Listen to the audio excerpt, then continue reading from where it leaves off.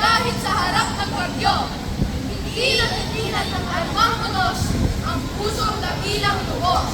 Higit sa bagyo ang kailangan upang ang puso ay lusdagan. Dahil sa mga dela. Dahil na sa bagyong Yolanda, naghari ang takot at pagamba. Pero hindi pa rin tayo napatalo. Dahil ang mga Pilipino, Tayo ay Pilipino magkakunay, para sa tatag at alay.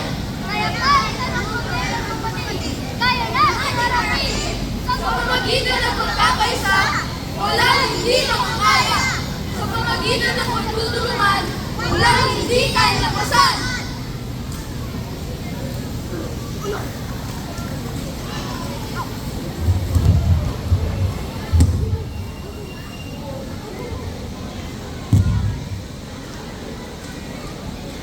Nagkakaisang lahi!